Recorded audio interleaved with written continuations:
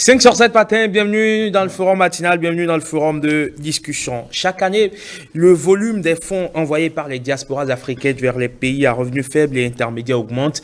Il représente aujourd'hui, selon les chiffres, plus du triple du montant de l'aide publique au développement. L'apport des diasporas africaines est constituée de la masse des transferts d'argent vers les familles et les communautés, mais aussi de plus en plus de nos jours des investissements, avec bien sûr des difficultés lorsqu'on investit et des réussites en persévérant. Mais ces fonds contribuent-ils réellement au développement? C'est bien le sujet dont on en parle ce matin avec deux invités ici en plateau. Henri Gouton, il est expert international.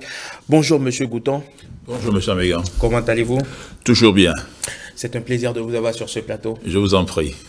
Vous avez longtemps travaillé donc à l'OMC, l'Organisation mondiale du commerce. Vous avez été président du Conseil national de l'exportation. Oui, il faut le savoir. Absolument. Merci d'avoir répondu à notre invitation. Et puis en face de vous ce matin, Conrad Baguidi, il est administrateur de société. Bien évidemment, il est aussi informaticien à la base, sociologue, Sciences Po Paris, un carnet d'adresses pharaonique, un CV aussi long que le bras. Bonjour et bienvenue, M. Baguidi. Bonjour, M. Amégan. Vous êtes aussi président de l'Association pour le développement de la commune de Savalou. Absolument. C'est très important. Merci. Vous y tenez. Merci donc d'avoir répondu à notre invitation, messieurs, pour débattre autour de ce sujet. Alors, M. Baguidi, justement, vous êtes resté, vous êtes, on va dire, un produit de la diaspora, si on le veut bien. Si. Alors, comment est-ce qu'on se sent lorsqu'on est hors du pays? Est-ce qu'on se dit déconnecté de sa souche? Est-ce qu'on a envie de revenir au pays? Ou lorsqu'on découvre, on va dire, les gratte-ciel, l'environnement qui semble être favorable, on se dit, ben, on s'en fout du pays, le reste, ils vont se débrouiller. Vous savez, il y a un peu de tout pour faire un monde, n'est-ce pas? Donc, effectivement, moi, ça fait 32 ans que je suis à l'étranger ça fait à peu près 13 ans maintenant, ou un peu plus, que je vis au Bénin très très régulièrement, si ce n'est quasiment tous les mois. Donc, quand on est à l'étranger, on a plus envie de réussir, parce qu'on a l'impression qu'il y a quelque chose on doit rendre compte au Bénin, au pays. Donc, on n'a pas intérêt à échouer. Donc, il faut travailler dur. C'est vrai qu'il y a certaines personnes qui s'occupent que de ça. D'autres se disent, bah, tiens, j'ai envie de rentrer de temps en temps, voire j'ai envie de rentrer complètement. Donc, on a vraiment différents cas de figure. C'est pour ça que je dis qu'il y a un peu de tout pour faire un monde. Après, c'est vrai que l'envie de rester à l'étranger dépend également de la capacité à avoir des succès dans ses actions. Donc, plus on réussit, plus on se dit qu'il y a quelque chose d'intéressant. Après, toute la difficulté est de dire, bah, tiens, c'est intéressant, mais comment je fais pour rentrer? Surtout quand on rentre et que parfois on a quand même certaines difficultés à s'installer, à faire des choses, à communiquer simplement. On te dit très vite que mais toi tu n'es pas d'ici. Donc c'est des éléments importants dans le sujet que vous avez choisi, que j'aurais aimé partager avec mon ami d'en face tout à l'heure, parce que il y a un gros souci sur le fait d'aller au-delà de ce que la diaspora envoie dans les pays d'origine. Et c'est ça, là, moi, le sujet qui m'intéresse davantage. C'est vrai que depuis quelques années, on a constaté une forte progression de la contribution de la diaspora à l'économie des pays d'origine. C'est vrai, il n'en demeure pas moins que tout le monde est au courant de ça. Même le président Macron a lancé le forum pour la diaspora africaine. C'est qu'il a compris aussi que la diaspora africaine devient une manne intéressante. Mais comment on fait pour capitaliser sur cette manne? Capitaliser économiquement, humainement, socialement. C'est ça donc ce que je voudrais partager avec vous. Alors, Monsieur Gouton, justement, Conrad en parlait tout à l'heure, fondamentalement, on s'appuie sur ce que les diasporas envoient au pays, c'est-à-dire ces transferts de fonds via des services monétaires. Fondamentalement, il n'y a que ça qui constitue la manne financière issue des diasporas. Pourquoi?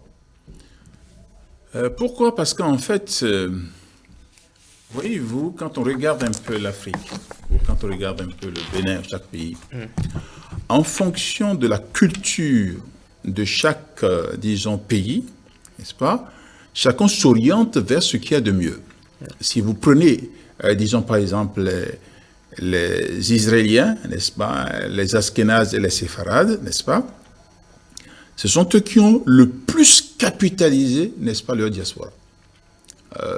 Et dans notre métier à nous, le métier qui est le mien, je suis un spécialiste à l'exportation et en développement du secteur privé, nous étudions cet environnement en tenant compte de ce qu'on appelle les vitrines du pays. Les vitrines du pays, c'est pas un miroir, hein. C'est un espace où vous retrouvez le potentiel et la capacité socio-culturelle et d'investissement d'un pays dans une zone, un pays étranger, où vous avez les affaires étrangères, ou la chambre de commerce, et ou la PIEX. Donc ceux-là capitalisent. Donc, il se fait que depuis la nuit des temps, quand on prend certains pays où, comme les Sénégalais, eux, ils ont basé sur une idéologie, disons, religieuse, mais à la fois commerçant, n'est-ce pas? Et au Bénin, ce qui est important, au Bénin, c'est que les Béninois qui vont à l'extérieur ne se contentent d'envoyer de l'argent qu'à leurs parents pour régler les problèmes sociaux. Ou alors avoir un immeuble. Parce que dans l'ensemble des Béninois, c'est pas, ceux qui sont dans la diaspora, ce pas des chefs d'entreprise. La grande masse, donc, ils ne pensent pas à ce qu'on appelle économie, création d'entreprises, s'installer, non. Ils pensent plutôt comment accompagner, être bien dans le pays où je suis, et comment accompagner mes frères qui sont restés à ce niveau-là. Ce qu'on n'a pas pu capitaliser, comme vous le dites aujourd'hui, c'est dû au fait que les principes de base qui ont amené, n'est-ce pas, nos frères à aller à l'extérieur ne sont pas économiques vis-à-vis de leur pays. Il est économique vis-à-vis du pays dans lequel ils se trouvent, n'est-ce pas, où ils sont performants, ils se battent, ils gagnent leur argent, ils ont leur maison et tout ce qu'il faut. Mais ils pensent d'abord comment accompagner. Mais ceux qui, par contre, comme l'île Maurice, ou quand ils vont à l'international, c'est comment venir investir dans leur pays et occuper l'espace économique. Mais il faut encore avoir cette culture-là. Et comme on n'a pas cette culture-là, nous pêchons, n'est-ce pas? Et ce potentiel humain qui est disponible, dont on peut faire la reconversion, parce que si je peux gagner de l'argent, n'est-ce pas, en investissement, ou en travaillant, ou en accompagnant une entreprise au Bénin, pourquoi je ne viendrai pas? Vous ne pouvez mobiliser les gens que sur la base de leurs intérêts, mais également sur la base de leurs compétences. Et c'est cela qui fait que nous, quand on l'étudie dans le métier qui est le mien, ce potentiel, ce vivier-là, nous travaillons à faire d'eux des gens qui soient capables d'apporter un plus dans notre capacité à offrir notre potentiel sur le marché national, régional et international. Quand on le fait plusieurs pays, vous allez constater qu'au Bénin ici, celui qui s'occupe du commerce extérieur français, n'est-ce pas? C'est un chef d'entreprise français ici, mais quand vous allez en France, par exemple, vous ne verrez jamais un Béninois qui sera choisi pour être, disons, la fine fleur du commerce extérieur béninois là-bas. Mais ça, c'est en train de changer aujourd'hui. Parce que tous les biens de l'extérieur, tous ceux qui sont de l'extérieur, j'en vais partir aussi un peu, ne pensent désormais à voir comment investir. Mais également, vous savez, M. Megui, il manquait quelque chose. Nous avons une place bancaire. On ne peut rien faire avec une place bancaire. Mais l'espace, c'est une place financière. On a besoin d'une place financière forte, capable de nous accompagner. Et je vais finir par un petit élément, très rapidement. Un Français qui a de grosses entreprises en Europe est venu acheter une grosse entreprise au Bénin en apportant juste une garantie bancaire d'une grosse banque, disons, française, n'est-ce pas, aux banques béninoises, et il a utilisé le franc CFA des banques béninoises pour acheter, disons, cette grosse entreprise qui a échappé à l'ensemble des Béninois. Mais qui est capable de faire ce montage si ce n'est pas quelqu'un d'assez... C'est ça, en fait, le gros problème qui fait qu'aujourd'hui, sinon, l'apport des Béninois de l'extérieur et de l'extérieur est déjà capitalisé dans la balance des paiements. Ça, c'est déjà... Mais seulement, on n'est pas allé loin. D'accord. Alors, selon M. Baguidi, les les statistiques donc, de la Banque mondiale recensées en 2018, par exemple, les envois de fonds vers les pays en développement ont battu un record. Ils ont atteint 529 milliards de dollars, soit 9,6% de plus qu'en 2017. Et l'augmentation est constante chaque année. Et fondamentalement, justement, ces fonds sont issus de ces envois pêle-mêle pour irriguer, on va le dire ainsi, le circuit de l'économie formelle. Pourquoi cette réticence alors de la plupart des Africains de la diaspora ou des Béninois de la diaspora plus spécifiquement à venir investir et à se contenter juste de jeter quelques miettes au pays, quelques 100 euros, 200 euros, 1000 euros à la limite pour satisfaire, on va dire, une famille de plus en plus exigeante parce qu'on estime que là-bas, lui, il a déjà réussi. Écoutez, vous savez, lorsque le Béninois de la diaspora qui est resté longtemps à l'extérieur a envie de faire des actions dans son pays d'origine, il peut le faire que selon l'écosystème qui est en place. Le premier lien qu'on a, c'est le lien de la famille. On n'y peut rien, hein, c'est comme ça, ou des amis qui ont envie donc d'être accompagnés sur différents sujets, où on a envie de construire sa maison, etc., comme le disait mon ami d'en face tout à l'heure. Donc ça, c'est une démarche un peu naturelle. Nous avons, comme je disais tout à l'heure, beaucoup de gouvernements qui ont compris que la diaspora africaine est une vraie richesse. Et donc, du coup, vous pensez, vous, que les pays occidentaux, je prends cet exemple-là, mais je vais revenir après aux pays africains, qui ont cette opportunité chez eux, ont envie de laisser partir cette richesse-là?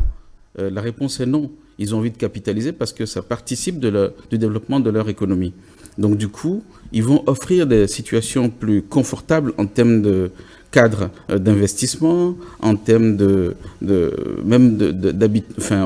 facilité au niveau de l'administration que nous n'avons pas toujours dans nos pays d'origine.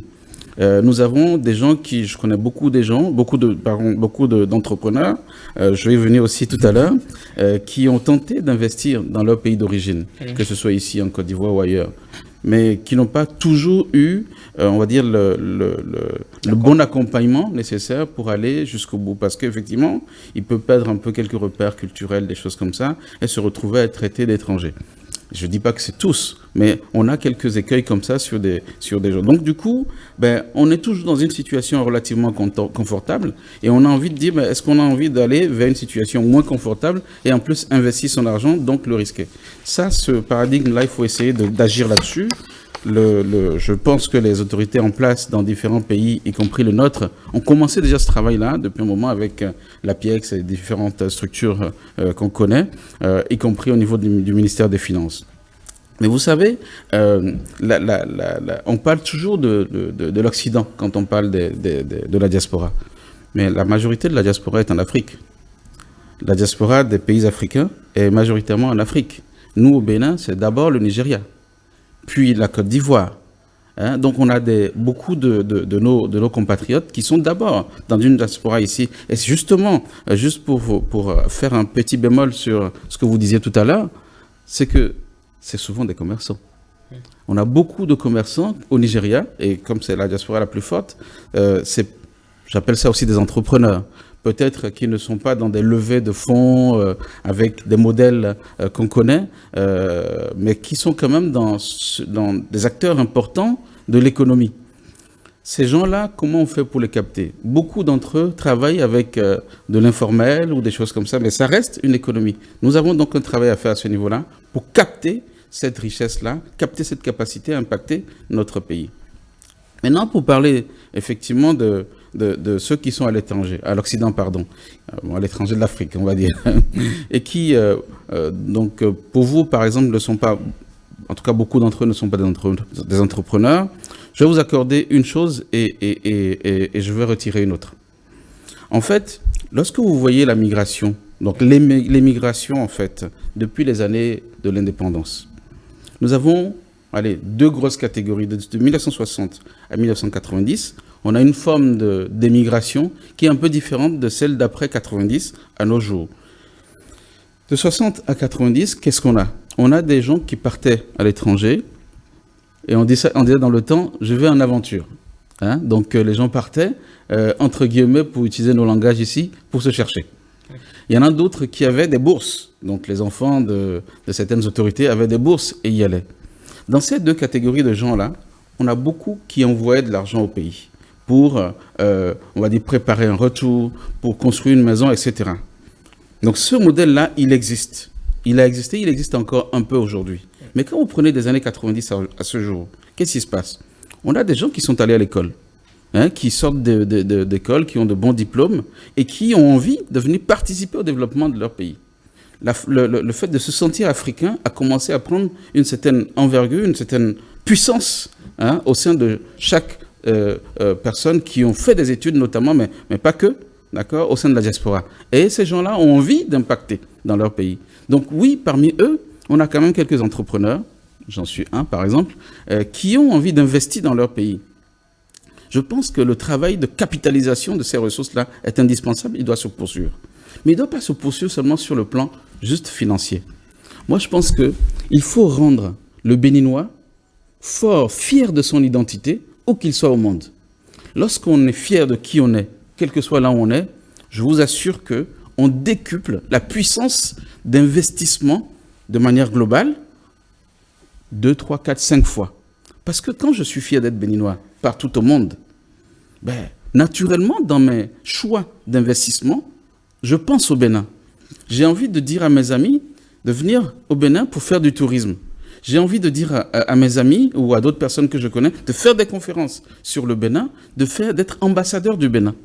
Certains pays, comme je disais, ont choisi de créer le ministère de la diaspora. Hein, donc, qui pour certains ont bien marché, d'autres un peu moins, etc. Donc il y a une identité forte à créer. Moi, aujourd'hui, quand j'observe ce qui se passe au Bénin, nous avons un travail qui est en train de faire sur cette identité, qui ne dit pas son nom. Regardez la place de l'Amazone, Bioguera, tous ces éléments-là historiques qui sont en train d'être mis en place et qui font que le Béninois dit « ouais, moi aussi, j'ai quelque chose, je suis quelqu'un ». Quand je vais dans une salle de cinéma, en France, pour voir par exemple, voilà, par exemple, The Woman King, etc., il y a des choses sur lesquelles on peut raccrocher la culture de l'identité béninoise et qui ferait que demain, quand nous allons parler d'une plateforme financière pour, par exemple, investir dans le domaine de l'agriculture, ben, il y aura beaucoup de Béninois qui vont être intéressés, mieux qu'aujourd'hui, parce que cette identité est plus forte chez eux. Donc voilà ce que j'ai envie de partager, c'est le fait qu'on peut peut-être révéler plus d'entrepreneurs béninois à l'étranger si on continue à travailler les mécanismes de capitalisation de leur fierté béninoise. D'accord. Alors, M. Gouton, il y a quand même aussi un problème sur lequel il faut mettre le doigt. C'est bien cette confiance qui n'existe pas forcément entre ceux qui sont à l'extérieur, donc les compatriotes de la diaspora, et ceux qui sont restés au pays du fait peut-être de situations antérieures liées à telle ou telle autre personne qu'ils ont connue, quelqu'un qui a envoyé de l'argent au pays par exemple pour qu'on puisse lui construire une maison. Finalement, l'argent a été détourné à d'autres fins. Quelqu'un qui a tenté peut-être d'investir au pays qui a été floué par quelques roublards et donc l'investissement n'a pu prendre corps. Donc on analyse tout ce cocktail d'histoire éparse, triste malheureusement, on se dit ok, je préfère gagner mon argent, je préfère venir quand je peux, acheter une maison moi-même avec des garanties, je rentre, je fais ce que j'ai à faire, je retourne là-bas et puis on fait la navette, on reste anonyme plutôt que de vouloir dans une démarche presque héroïque, à la limite messianique, vouloir investir coûte que coûte, participer au développement. Et on se dit, mais finalement, pourquoi je me donne autant de douleur alors que là où je vais, les gens n'ont pas forcément besoin de moi. En fait, c'est très simple. Nous, on a passé plus de 25 ans à l'analyser parce qu'on avait besoin de réaliser l'exportation. Vous savez, quand vous réalisez l'exportation, vous avez l'exportation directe et indirecte. Le direct, c'est lorsque vous vous installez vous-même, c'est trop cher. L'indirect, c'est lorsque vous choisissez un représentant qualitatif pour défendre vos intérêts dans l'espace que vous voulez conquérir. Donc, sur cette base, soit vous vous basez sur votre diaspora, soit vous basez sur, disons, les personnes les plus habilitées au niveau du pays, comme font les diplomates. Quand vous prenez un consul général, On peut prendre, par exemple, au Bénin, on peut prendre un Français, ou on peut prendre quelqu'un qui est dynamique, mais le profil que celui-ci doit répondre est connu dans notre métier. Il est connu, c'est assez clair. Mais il se fait que ce profil-là ont été définis, quand je prends les Israéliens, les séfarades, comme ils sont déjà très commerçants et tout ce qu'il faut, entre eux, ils ont déjà défini les règles de confiance qui doit exister lorsque je vais m'installer, lorsqu'on veut travailler ensemble. Et le répondant sait très bien qu'il ne doit pas mentir, qu'il ne doit pas trahir, qu'il ne doit pas trafiquer, qu'il ne doit pas jouer, qu'il tout ce qu'il faut. Non. Parce que vous ne créez pas la règle de manière systémique, non. Si vous êtes retrouvé pour la famille, ce n'est pas une question d'argent. C'est d'abord le frère, la sœur, Fofo, donne-moi un peu d'argent, aide-moi, et puis vous donnez un peu de pécule ici, vous accompagnez, parce que vous considérez que vous êtes liés par rapport à ça. Mais lorsqu'on parle d'investissement, les règles sont différentes. Mais ce que nous choisissons souvent, le parent qu'on choisit ici, ne connaît rien des règles d'investissement, il n'est même pas motivé, il ne fait même pas partie de votre espace vital. Il est motivé par votre argent. Mais non, parce que l'espace vital, quand vous avez un espace vital, un noyau, l'espace vital, c'est ceux qui ont les mêmes objectifs comme vous, les mêmes principes, que sur le plan managérial, vous avez déjà formaté. Les Sénégalais, c'est l'aspect religieux, n'est-ce pas? Ils sont religieux. Et quand jamais je vous envoie de l'argent pour le commerce, tout ce que vous ne respectez pas la règle, le chef religieux vous appelle et puis ça se tranche très rapidement. Vous le verrez également chez les Yoruba, disons avant les Yoruba de Porto-Novo, vous n'en verrez aucun aller en faillite. Et vous ne verrez pas chez les Yoruba cet aspect de « j'ai envoyé de l'argent, n'est pas respecté ». Ils ont établi des règles entre eux, n'est-ce pas, de solidarité, et qui fait que tout le monde respecte ces règles-là, n'est-ce pas? Ce qu'il faut surtout comprendre, vous ne pouvez que me demander que ce sur quoi nous avons signé un pacte. Nous n'avons jamais signé. Et c'est pour cela que, c'est pas une question, la confiance, on doit l'instaurer. Et dans notre métier à nous, on commence d'abord par exiger des lettres de crédit irrévocables et confirmées. Après, on s'entend. Une fois qu'on connaît sur le marché à terme, on connaît toutes les règles, tout ce qu'il faut, chacun le respecte. C'est comment faire pour que, étant entendu que nous avons déjà capitalisé les sous qu'ils envoient dans nos pays et que nous voulons maintenant capitaliser leur capacité à pouvoir investir chez eux, à s'installer chez eux. Quand je prends l'île Maurice, par exemple, leur zone économique est constituée, il y a quelques années, que de Mauriciens.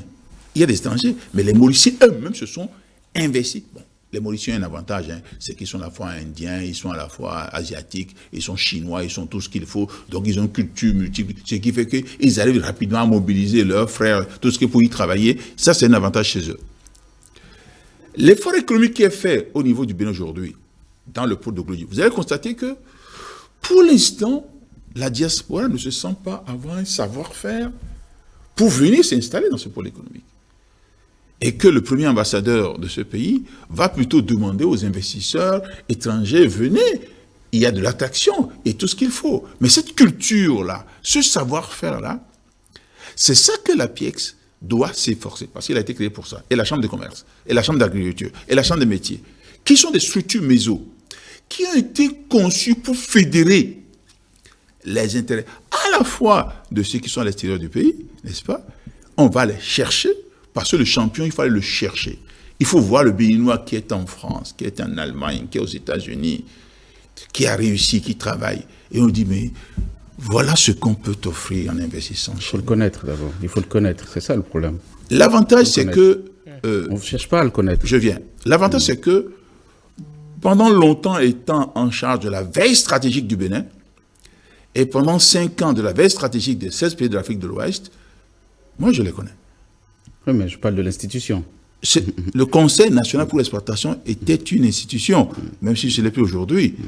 Mais et ceux-là, quand vous les connaissez, vous échangez avec eux, n'est-ce pas? Et vous les amenez. Mais c'est la démarche collective.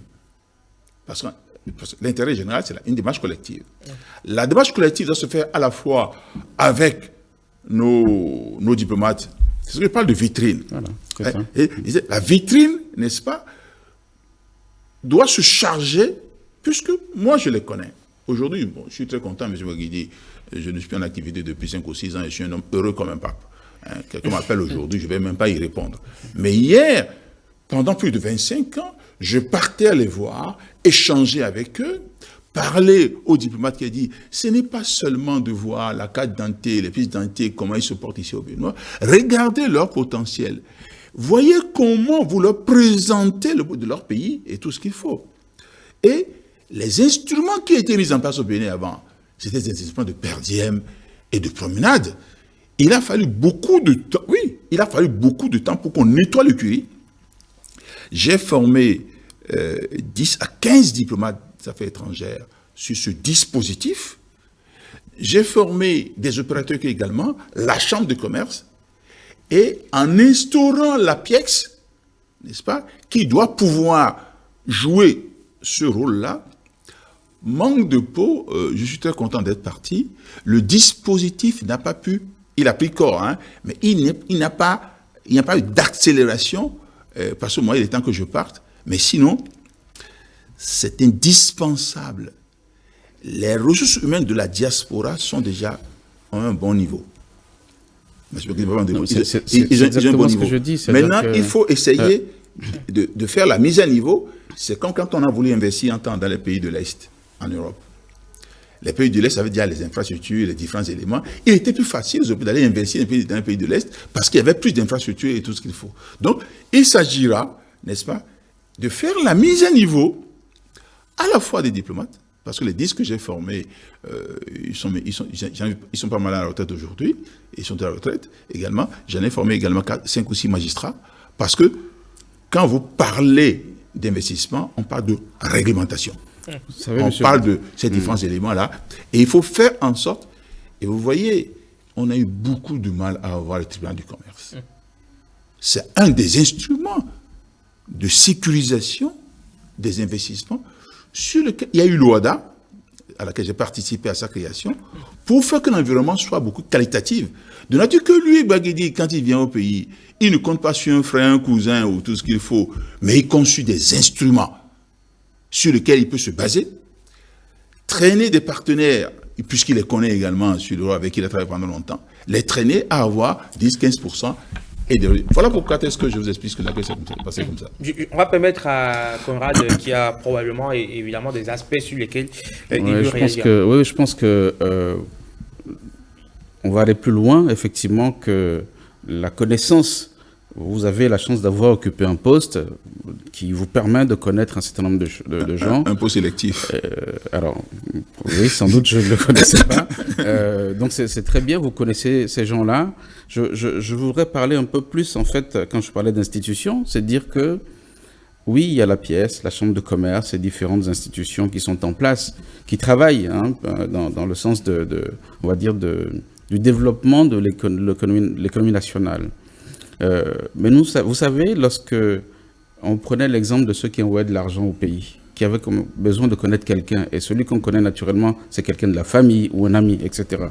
Mais c'est normal, on a toujours envie de s'accrocher à quelqu'un. L'humain cherche à être avec l'humain.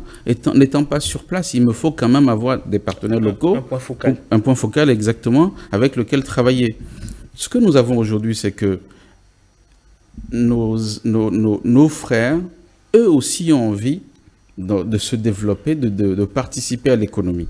Donc l'économie du secteur privé pourrait se développer davantage avec des acteurs que nous formerions davantage au plan local.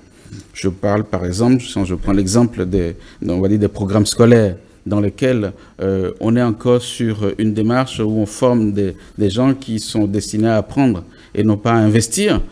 On n'est pas dans cette logique-là. Donc, il n'y a pas beaucoup de gens qui, naturellement, sont accompagnés à comprendre et à maîtriser les mécanismes d'investissement ou d'entrepreneuriat les plus performants. On va très vite au commerce, c'est-à-dire j'achète et je vends. C'est bien, mais c'est pas suffisant. Il faut produire, il faut être sûr, il faut pouvoir avoir des gens au plan local qui puissent être dans des logiques d'entrepreneuriat productif. Et dès lors, ceux-là de la diaspora qui ont envie de venir investir chez nous vont pouvoir avoir des répondants en plus des institutions qui sont en train de faire un travail conséquent sur le terrain. Si nous travaillons sur ce maillon-là de la compétence locale au niveau ressources humaines en matière entrepreneuriale, on va déjà donner une chance supplémentaire aux membres de la diaspora qui ont envie d'investir chez eux. Ça, c'est un. Deuxièmement, tout à l'heure, j'ai dit, il faut les connaître. Je ne sais pas où je peux aujourd'hui trouver, d'accord, un répertoire des gens qui sont dans la diaspora, dans les différents pays. Même en termes de statistiques, on se trompe sur les chiffres, on a des chiffres qui sont très vieux, d'accord. Nous devons connaître en fait la représentation de nos frères et sœurs qui sont à l'étranger, selon chaque pays. Quand Sarkozy, en allant aux élections, je ne sais plus en quelle année, 2007, disait qu'il y avait plus de Béninois, médecins béninois en France qu'au Bénin, beaucoup étaient interloqués, ils étaient surpris de savoir, mais c'est une réalité. Mais nous n'avons pas cette information-là pour travailler dessus. Donc c'est un deuxième élément, il faut voir où ils sont, qu'est-ce qu'ils font et voir quelle information on va leur donner. La chambre de commerce, par exemple, de la diaspora, qu'est-ce qu'on attend, par exemple? Ça, c'est quelque chose, un instrument qui peut aussi aider à structurer ces éléments-là. Maintenant, je vais revenir à une chose. Les gens de la diaspora qui sont partis depuis un certain nombre d'années, ils ont des enfants. Ces enfants-là ne sont pas nés ici, ils sont nés là-bas. Pour moi, c'est un prolongement de la diaspora. C'est aussi des gens, si nous apprenons à connaître, ont des formations qui sont au point, ont une ouverture d'esprit également, un attachement pour certains avec les pays d'origine de leurs parents, avec lesquels on pourrait travailler pour faire en sorte, j'insiste beaucoup sur l'identité, sur la fierté d'être béninois partout où on est. Ces enfants-là de la diaspora qui sont souvent des enfants métis avec d'autres pays d'Afrique, hein, ce n'est pas seulement métis de peau, mais métis de culture. Ces enfants-là sont aussi un prolongement de la diaspora. Donc, quelque part, le fait de les connaître, de faire en sorte de créer le creuset nécessaire pour leur offrir des initiatives, des possibilités de créer ici, va nous permettre en fait de décupler la capacité que nous aurons à développer notre pays avec des revenus qui viennent de la diaspora. Voilà des éléments qui me paraissent importants sur lesquels on peut travailler. Dans notre métier, on vend avant de produire, on produit par rapport aux besoins du marché. Bien sûr. Et il y a une méthodologie que nous mettons en place qui est irréversible. Je suis parti au Danemark avec le ministre Pio Chok et le ministre des Affaires étrangères, à Jovi Mathieu, et on arrive là-bas, de coopération et consorts. Je dis, moi, je veux voir Arush Hall. On dit, mais Arush Hall, c'est quoi? Je dis, c'est le plus gros, disons, traiteur en qualité, en amont de qualité. Les gens disent, ah bon? Nous ne sommes pas au courant. Je dis, c'est celui-là que je veux voir, parce que ce monsieur, s'il peut acheter les amandes de qualité, nous sommes de très gros producteurs, tout le monde était surpris. Il dit, mais comment est-ce que toi, tu savais ça? Alors, le Bénin devait aller au Japon. Dans le même cas d'idée, les gars des affaires sont venus me voir. J'ai dit, écoutez, il faut qu'on rencontre Mitsubishi. Mitsubishi, ce n'est pas la voiture. J'ai dit, Mitsubishi est un grand transformateur d'amandes de qualité. Ah bon? Je dis, celui qui achète de qualité pour Arush Hall, c'est un Arménien qui est ici depuis de longues dates.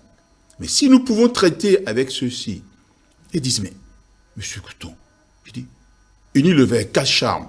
C'est-à-dire, nous avons nos propres outils sur lesquels nous travaillons à identifier, à aller voir, parce que l'ensemble des Béninois l'ensemble des Africains de la diaspora sont répertoriés dans les pays où ils sont. Ils sont très sérieux. Répertoriés, ce qu'ils font, s'ils sont à la chambre de commerce, on le sait, s'ils ont des universités, on le sait, s'ils travaillent, on le sait. Non. Donc, je vous en prie.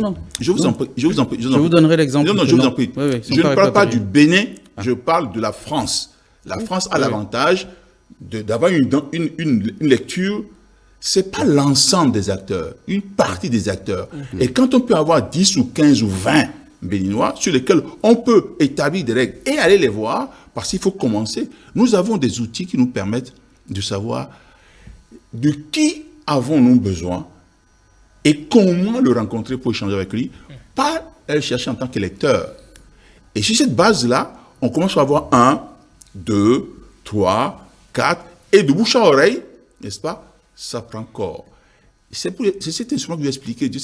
Il est propre. On appelle ça les débouchés chez nous. Les débouchés. Parce que le plus important pour nous, ces outils-là sont propres à notre profession. Voilà, c'est ça, c'est ce que je voulais dire. Et ils sont connus de ceux qui travaillent sur les marchés à terme.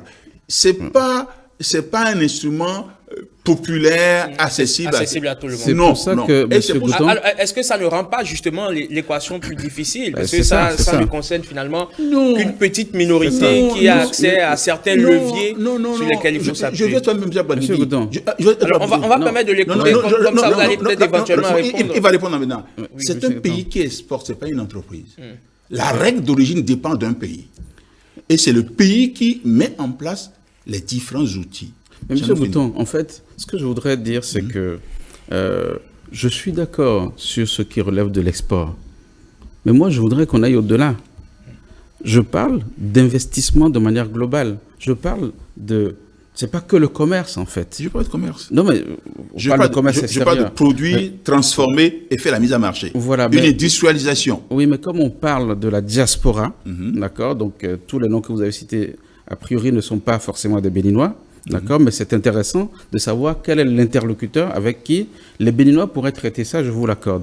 Mais en fait, j'essaye de, moi, dans le thème du jour, j'essaye de voir dans quelle mesure aller sur des idées qui favorisent l'investissement donc, des gens de la diaspora, béninoise en l'occurrence, dans leur pays d'origine qu'est le Bénin. C'est dans ce sens-là que je suis OK pour le commerce extérieur, mais je voudrais davantage qu'on travaille sur la notion d'investissement de manière globale. Je parle de la transformation structurelle du Bénin, c'est l'investissement. Tout à fait. Voilà. Glodjigbe, ce n'est pas du commerce. Ah ben justement. Glodjigbe, c'est de l'investissement. Absolument. C'est ça que nous parlons. Mais on ne parlait pas que de Glodjigbe, on parle notamment de la diaspora. Non, la diaspora, c'est l'investissement. T'entends très bien. Voilà, je ne parle pas de l'essuie-glace. Mais ce que je voudrais vous dire, c'est que en France, lorsque vous dites qu'ils sont connus et répertoriés, je vous dis non.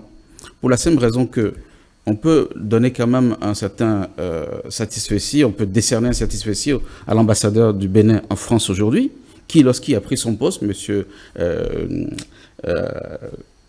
l'ambassadeur Agbangla, d'accord, quand il a pris son poste, il a fait un travail, il a commencé un travail, donc ça se poursuit surtout, sans doute avec ses équipes aujourd'hui, pour arriver à rassembler, identifier et rassembler les Béninois de France et d'Europe, de manière générale, mais surtout de France.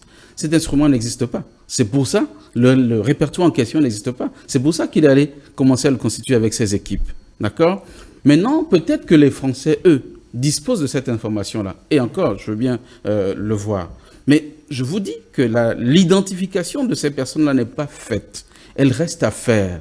Maintenant, je pense qu'il est essentiel que, dans la mesure du possible, les différentes institutions qui sont ici, qui travaillent pour le développement économique du secteur privé avec tous les instruments que nous avons cités, puissent trouver en fait la péréquation avec les membres de la diaspora pour voir dans quelle mesure créer également cette organisation-là pour que les deux se parlent, pour faciliter ce creuset, informer les membres de la diaspora, les accompagner.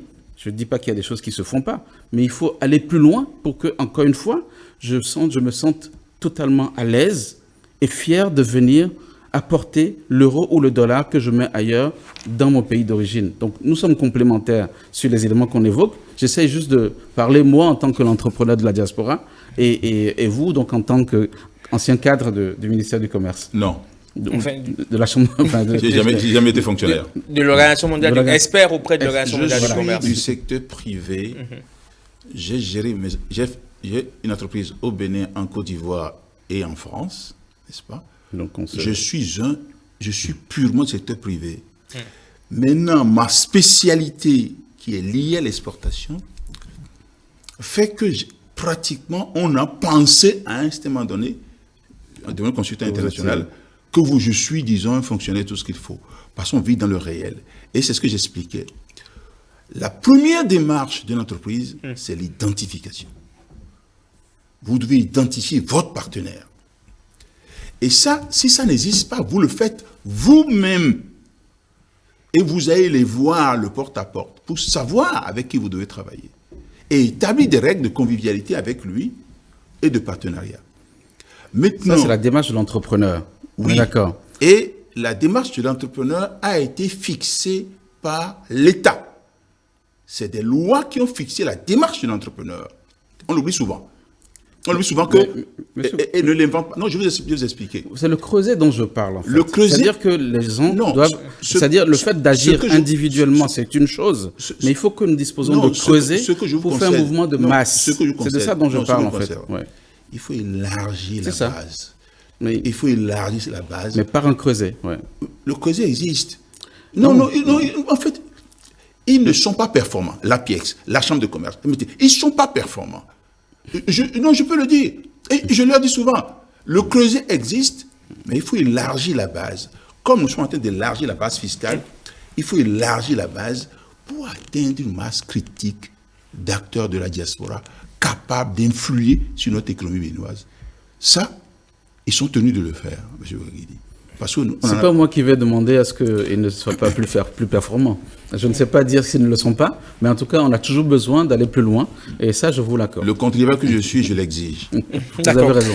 Alors, messieurs, pour évoluer bien évidemment dans la discussion, est-ce qu'aujourd'hui, pour optimiser l'impact donc de la diaspora béninoise, de la diaspora africaine, si vous voulez, est-ce qu'il ne faut pas parvenir, vous citiez par exemple le cas d'Israël, qui a réalisé des diaspora bonds, ce qu'on peut appeler des diaspora bonds, pour lever des ressources. Pourquoi est-ce que les pays du continent n'arrivent pas, en effet, qu'on a dernièrement le Bénin a levé des eurobonds, ce qui a permis plusieurs fois déjà à lever des eurobonds, ce qui a permis d'engranger plusieurs points, d'ailleurs à l'actif du ministre des Finances, M. Wadaini. Pourquoi est-ce qu'on n'arrive pas à lever des diaspora bonds, ce qui permettrait aussi quelque part de réduire la dette extérieure? Vous savez, au Conseil national, la Banque centrale d'Afrique de l'Ouest est membre consultatif. On avait des débats francs et techniques, alors très durs. Que ce soit BCEAO, que ce soit l'UMOA qu'on sort. Vous allez vous rappeler que le président Patrice Talon s'est attaqué aux règles prudentielles. Parce que les règles prudentielles sont une sorte de fétiche qui fait que vous ne pouvez pas aller sur les eurobonds, vous pouvez parler ici, vous parlez cela, on vous tient par la barbichette. Et il se passe c'est ici. Il a dit, mais comment voulez-vous dégrader, disons, ma note, et comment je peux y aller? Donc, ces règles prudentielles qui ont été instaurées de manière, disons, tout arbitraire, j'ai travaillé dans mon métier à casser ces règles prudentielles, n'est-ce pas, de la BCEAO, qui disait à l'époque ceci: lorsque la banque doit faire des crédits, il peut aller jusqu'à un taux de 40%. Maintenant, s'il doit dépasser les 40%, il faut qu'il cherche un accord de classement. L'accord de classement qui a été instauré par la BCEAO est tel que presque aucune entreprise ne peut répondre à ces accords de classement-là, alors que nous sommes sur liquide. Et j'étais très content. Moi, je l'ai combattu techniquement. On l'améliore et la BCEAO a été beaucoup améliorée aujourd'hui. Il n'y a pas de problème. Le financement, je dis, bon, la BCEAO fait un travail de qualité. Mais pendant longtemps, c'était dur. Et il a attaqué ces règles prudentielles ici. Et ça fait du tollé. Du coup... Avec raison, oui. Mais avec raison. Bien sûr. Et moi, dans mon métier, nous faisons autorité dans ce domaine-là. Et pourquoi est-ce que Patrice Talon a été capable de poser? C'est parce que c'est un trader, pas essuie-glace, hein, n'est-ce pas? Il ne faut pas oublier qu'avant qu'il soit président, il était le premier employeur de Bénin. Il avait plusieurs usines, plusieurs industries dans son activité. Il suivait la production, la transformation jusqu'à ce niveau-là. Donc, il est du métier. Ce qui est permis, avec la qualité de l'unité des finances, d'aller titiller les règles dites tabous pour permettre de lever. Et d'autre part, vous vous rappelez, lorsqu'on a dit, oh, on est un pays pauvre avec le Covid, bon, il faut renoncer, enfin, il faut renoncer à la dette extérieure. Alors là, on a dit, non, nous, on ne renonce pas. Notre crédibilité, ça, c'est ceux qui savent, surtout quand Sangadi, nous, à cela, on dit non. On va respecter l'ensemble de l'obligation, sécuriser l'ensemble des investissements. Parce que, en allant dire, M. Amégan, en allant dire que bon, on a des difficultés et tout ce qu'il faut, c'est exactement ce qui s'est passé avec la diaspora extérieure ici. On dit, l'argent que tu as envoyé, excuse-nous, il y a eu tel décès, j'ai été malade et tout ce qu'il faut, je l'ai utilisé à autre chose. La prochaine fois que tu feras un envoi, on va s'occuper de toi. Mais la confiance est partie. Donc, aller toucher aux fondamentaux qui ne permettent pas d'élargir notre assiette fiscale, notre assiette de développement. Et ceci, et la réglementation, il faut la titiller. il faut la malmener, il faut l'améliorer. Et c'est pour ça que je disais à M. Améga, je suis très embêté quand je dois expliquer notre stratégie du métier face à la presse. Nous, on est beaucoup plus, on travaille dans des milieux, enfin, en workshop, comme à l'OMC, on traite ça pour lever les différents éléments. Je vais voir celui qui est en charge, qui a le monopole, je m'assieds sur sa tête, et je vais finir par un petit point. Le Bénin ne consommait que l'ananas en saison. Aujourd'hui, on le consomme toute l'année. La première démarche que nous avons faite avec 10 personnes, et avec le ministère des Affaires étrangères, le ministère de l'Agriculture, on lui a demandé, identifiez-nous en Belgique, quels sont ceux qui sont les plus gros acheteurs de nos ananas. Ils les ont identifiés. Nous les avons rencontrés. Le ministère de l'Agriculture a échangé avec eux sur les caractéristiques, la touffe, le carton, les différents éléments. Et nous sommes rentrés chez nous au Bénin pour nettoyer l'écurie pendant 2 ans. Les lois, ce qui ne permet pas de la compétitivité. Parce que si vous, M. Bouaguedi, le Bénin est compétitif, vous allez drainer plus de monde ici, plus de moyens. Et c'est pour ça qu'on travaille à faire en sorte que c'est le pays qui doit se réformer. Il est indéniable que ça, c'est en cours. Non, on peut non, pas. C'est quelque chose qui est en cours non, je vous en prie. et qui s'améliore à grande vitesse. On est d'accord? Non, aujourd'hui. On est d'accord là-dessus. Depuis 2016, Oui. nous avons. Je vais vous expliquer. Non, mais on est d'accord que c'est en cours. De 60 à 2016, nous n'avons que des responsables politiques qui étaient intéressés par le pouvoir. Au fond, je vous en prie. Non, mais politisons pas. Je ne politise rien du tout. Voilà, pour moi, ça s'améliore. Je ne politise pas, je vous en prie. Une constatation, ce n'est pas politisé. Je ne suis pas un politique. Au fouet, n'est-ce pas, ce sage de l'Afrique avait la capacité à produire la richesse et la partager. C'est ce qu'il a fait, qu'il a développé. Nous avons aujourd'hui quelqu'un à tête du pays qui a la capacité de produire la richesse et la partager. C'est-à-dire entraîner les gens à produire plus du coton. Aujourd'hui, nous sommes à près de 500 millions de dollars de recettes sur le coton que nous vendons. Jamais atteint. Et cette capacité-là, je vais expliquer plusieurs fois, cette capacité, non, c'est pas politique. Oui, mais monsieur Gouton, monsieur Bouaguedi. Si vous permettez, on va s'écouter. Oui, non, monsieur Bouaguedi, laissez-moi finir.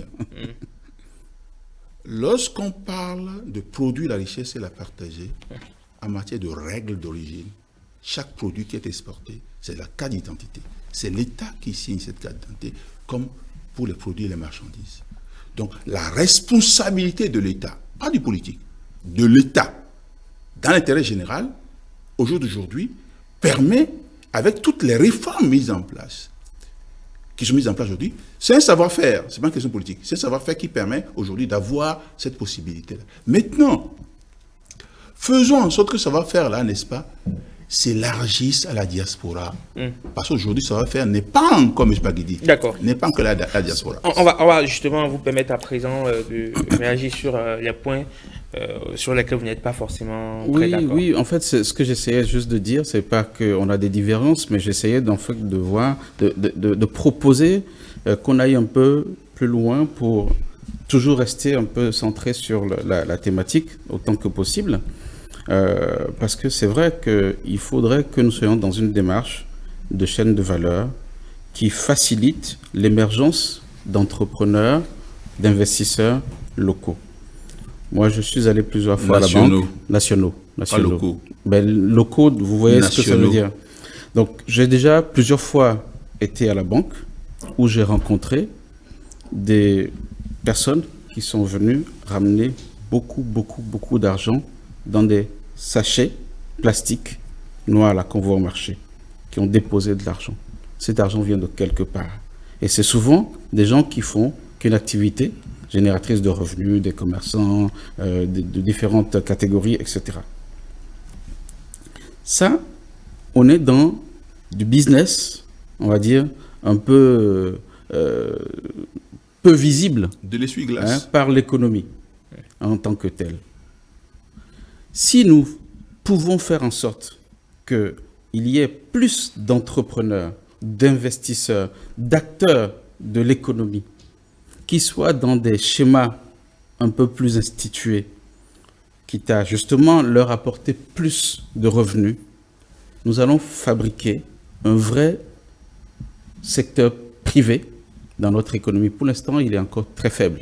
Notre secteur privé reste à développer. Ce travail, quand on parle de l'ananas, quand on parle, par exemple, si on arrive à faire en sorte que toute la chaîne de valeur de la noix de cajou puisse être domiciliée, voire domestiquée chez nous, au plan national, on va fabriquer à chaque maillon de la chaîne de valeur de vrais acteurs de l'économie. Ces acteurs de l'économie-là vont pouvoir être ceux-là, les points focaux des partenaires de nos frères et sœurs de la diaspora, pour faire en sorte qu'il y ait donc une JV, une joint venture, qui va réussir, qui va aider à créer la confiance, d'accord, auprès de nos partenaires, de nos frères et sœurs de la diaspora, pour investir chez nous. En fait, j'essaye de me dire que tout ce qui est fait aujourd'hui, même si ce n'est pas totalement encore fini, voire insuffisant pour reprendre le thème de M. Gouton pour ce qui concerne la Chambre de commerce, la PIEX, etc., je pense que tous ces mécanismes-là doivent être portés par des hommes et des femmes qui, non seulement ont la capacité, la compétence ou la formation nécessaire pour pouvoir les utiliser ces mécanismes-là, mais également devenir en fait ce partenaire indispensable dont on a besoin pour investir. Alors, mes entreprises, moi, dans les différents pays dans lesquels je circule, manquent de cela. Moi, j'ai créé une entreprise il y a 15 ans, en Côte d'Ivoire, où j'avais une dizaine d'employés qui travaillaient pour moi. Je revenais souvent de France, mes horaires d'avion sont connus, et je trouvais toujours tout en ordre. Le jour où j'ai décidé de venir du Bénin sans prévenir, mes bureaux étaient vides. D'accord? Alors, c'est un choc parce que j'étais dans une démarche de construction de compétences locales. Parce que j'ai des activités là-bas. Donc, je me dis, il faut compter sur des gens là-bas, en plus des différents partenaires que j'ai déjà sur place. Voilà ce que j'ai eu. Perte de confiance. Donc, du coup, je retravaille mon schéma pour me dire que ce n'est pas le moment. Bon, ça, il y a déjà quelques années. Désormais, je suis encore à nouveau bien installé en France et au Bénin. D'accord? Mais tant que nous n'avons pas la possibilité de faire en sorte que ce soit, qu'il y ait des gens sur place qui connaissent les circuits, qui travaillent au quotidien avec les différents stakeholders, les parties prenantes locaux avec lesquels on peut travailler, et vous venez avec votre valise, vous avez le droit de pleurer et de repartir tranquillement. Donc les ressources humaines sont très importantes pour le développement de l'économie de la diaspora. On va amorcer la descente pour le compte justement de cette thématique visiblement très, très intéressante et très instructive. Comment est-ce qu'on arrive à capitaliser la richesse de la diaspora africaine de façon pratique? Qu'est-ce qu'on fait? Quel mécanisme on met en place pour aller au-delà du transfert de fonds, certes vital à tant de personnes, mais pour pouvoir développer, soutenir l'économie, comment est-ce qu'on arrive de façon pratique à intégrer les diasporas aux politiques de développement?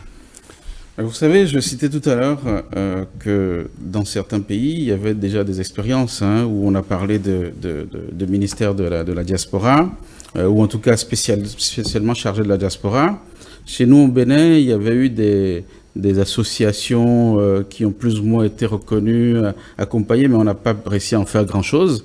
Par exemple, au Sénégal, j'ai discuté avec quelqu'un avant-hier dans l'avion avec lequel on parlait des fintech. D'accord. Aujourd'hui, il y a des plateformes financières qui sont en train d'être construites, qui permettent en fait aux membres de la diaspora de proposer des capitaux, donc pour faire en fait ce qu'on appelle de la love money, donc de la levée de fonds pour les membres pour les nationaux en fait, les gens des pays de chez nous, d'Afrique, donc le Sénégal, la Côte d'Ivoire, le Bénin, etc. Et donc c'est une manière en fait de créer une autre forme de confiance, c'est-à-dire qu'aller plus de faire du direct. Je connais M. Gouton, il est sur place, il a son entreprise, on va travailler ensemble. Bon, peut-être qu'on ne va pas réussir à fonctionner, ou alors je vais rajouter à mon partenariat avec M. Gouton, un autre instrument. Et là, je passe par une plateforme donc, financière basée sur le numérique aujourd'hui pour miser de l'argent et pour avoir des revenus. Donc, on me propose, en fait, un système de financement un peu plus structuré. Donc, il y a des dispositions qui sont en train d'être mises en place. Mais moi, je dis, au-delà de ça, il faudrait que nous continuions à identifier, comme le font les Français, mais pour eux et pas pour nous, d'accord, à identifier, en fait, nos frères et sœurs qui, pour certains, moi j'en ai connu pas mal dans certains cercles dans lesquels je circule, qui sont des gens qui sont très très bien placés, qui ont de superbes entreprises, mais qui ne sont pas venus au Bénin depuis 20 ans. D'accord. D'accord. Donc il faut les identifier et de manière un peu plus structurée et structurante, organiser en fait le fameux creuset dont je parle. Et donc les instruments sont nombreux. FinTech, des départements ministériels ou des choses comme ça, pour qu'au quotidien, il y ait un travail qui soit fait pour que les gens prennent confiance pour revenir investir chez nous. Monsieur Gouton, quelles sont vos propositions? Vous savez, lorsqu'on veut aller produire, transformer et faire la mise en marché du produit, il faut connaître les règles d'accès au marché. On ne viendra pas acheter votre produit pour vos beaux yeux, mais que lorsqu'il répond à des règles. Et lorsque je veux conquérir un marché, j'ai deux acteurs. Si je veux envoyer un produit en France, j'ai en face de moi l'entreprise française et l'État français. Lorsque je veux venir à l'OMC, lorsque je veux venir au Bénin, j'ai en face de moi l'État béninois et l'entreprise béninoise. Pour pouvoir, disons, capitaliser tout le potentiel que nous avons, à ce moment, M. Baguidi, je le comprends très très bien. Mais c'est lui qui n'arrive pas à me suivre parce que moi, ayant vécu dedans sur les marchés à terme depuis plus de 45 ans, ayant pesé sur la réglementation... Peut-être parce que je suis trop jeune, c'est ça? Non, pas trop jeune. Vous avez un savoir-faire, j'ai le mien. C'est pas la jeunesse. Vos bas sont blanches. Hein. Ça n'a rien à voir avec... Non. Ça n'a rien à voir avec l'âge, on est d'accord. Oh non, vous parlez. On n'a pas un barre blanche au hasard. Donc, c'est pour vous dire que il a son domaine de connaissances et moi, j'ai le mien. Moi, j'ai travaillé à nettoyer l'environnement des États et des régions parce que j'en ai besoin en tant que secteur privé pour avancer. Ce sont eux qui font la réglementation. S'ils la font mal, je ne m'en sors pas. Donc, ce qui est important aujourd'hui, lorsqu'il faut produire, transformer et faire la mise en marché et développer les services rattachés à la production pour aller vers la compétitivité, il est important que l'on connaisse les règles d'accès au marché et qu'on s'y ferme. Sinon, le financement ne viendra pas. Le financement existe lorsque votre projet est rentable. Et pour la rentabiliser, c'est à la fois la compétence des revenus urbains, ça c'est important. On regarde, est-ce que celui qui est en face de moi, il connaît sa matière, est-ce qu'il est capable de pouvoir influer sur ce que je fais? Et moi, durant ma carrière, je n'ai eu aucun problème de financement. Mais ce que vous dites est intéressant, M. Gouton. En fait, qu'est-ce que vous proposeriez, vous, en termes d'instruments aujourd'hui pour capitaliser les revenus de la diaspora?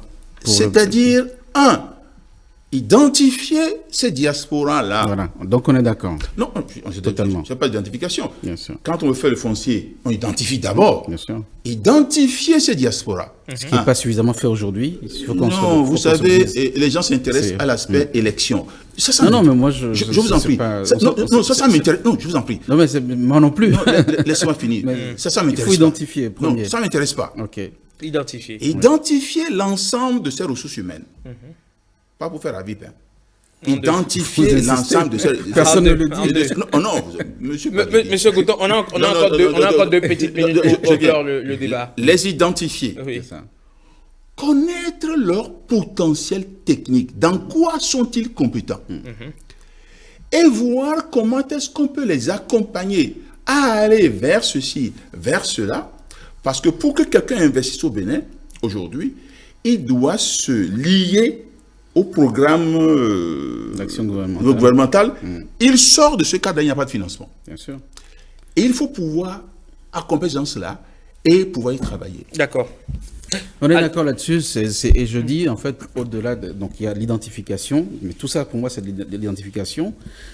Il faut continuer à travailler l'identité béninoise, la fierté béninoise, où qu'on soit au monde. Parce qu'avec ça, c'est le premier béninois que vous trouvez dans votre démarche d'identification va vous ramener la bonne partie des autres. Et on continuera ensemble à être plus fort. Dans notre jargon, c'est important. Dans notre jargon, on appelle ça la règle d'origine. D'accord. Merci beaucoup à vous, M. Gouton. Vous êtes Henri Gouton, donc expert international.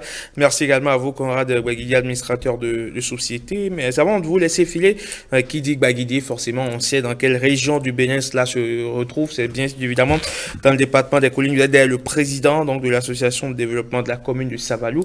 Et vous faites une assemblée générale, c'est le 11 février prochain. Le 11 février, donc effectivement, l'association pour le développement de la commune de Savalou est une association que je préside depuis 3 ans. Donc mes venues régulières au Bénin, j'ai essayé de les mettre à profit en faisant en sorte de participer à ma manière, donc de manière un peu philanthropique, entre guillemets, au développement du Bénin, parce que j'ai formé quand même beaucoup de gens au Bénin sur l'entrepreneuriat, mais également à Savalou. On se souvient de votre initiative Boss Academy. Boss Academy, par exemple, avec 2 saisons, on a touché plus de 1500 personnes en direct et beaucoup plus grâce à l'ORTB, grâce à votre partenaire également Canal 3. Donc je fais un clin d'œil aux deux parce que vous avez été vraiment des acteurs importants pour cette activité-là. Mais à Savalou, donc depuis 3 ans, je préside cette association. Donc le mandat du bureau exécutif national se termine et on va donc retourner aux élections le 11 février. Une association de développement qui est à vocation apolitique. Et les membres du bureau donc n'ont pas le droit d'aller faire de la politique en étant des leaders politiques ou aller à un mandat électif. Ça, c'est très important.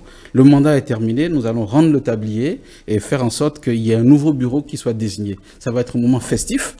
Donc même nos amis qui ne sont pas Savala sont invités parce que c'est comme ça aussi qu'on crée du lien. Je pense que le fait à chaque fois d'agir sur la dimension sociologique, psychosociologique, est un élément fort du développement. Donc je fais ce parallèle-là avec le débat que nous avons aujourd'hui.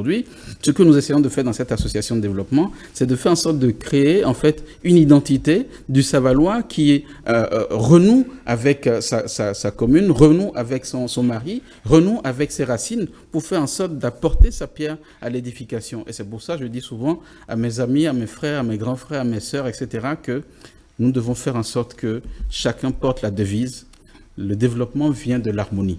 Et donc, on va encore dire ça prochainement à Savalou, le 11 février prochain.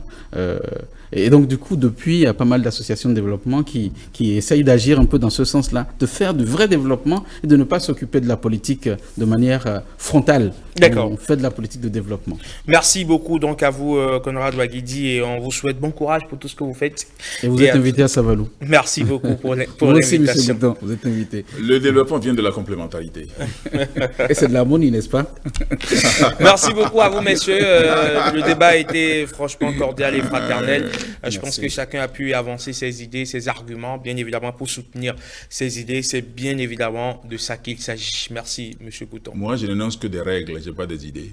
D'accord. Je vous le conseille, si c'est ce que vous souhaitez. 5 sur 7 matin à suivre dans les prochaines minutes les sports de Blaise Adancourt. On parle du CHAN, du championnat d'Afrique des Nations, de football Total Énergie Algérie 2022 avec les finalistes qui sont connus. Ce sera bien sûr Sénégal-Algérie. Juste après, on reçoit Marcel Akhossi pour la revue de presse. Les informations d'ici et d'ailleurs telles que relayées par les journaux et les sites d'information crédibles. À tout de suite.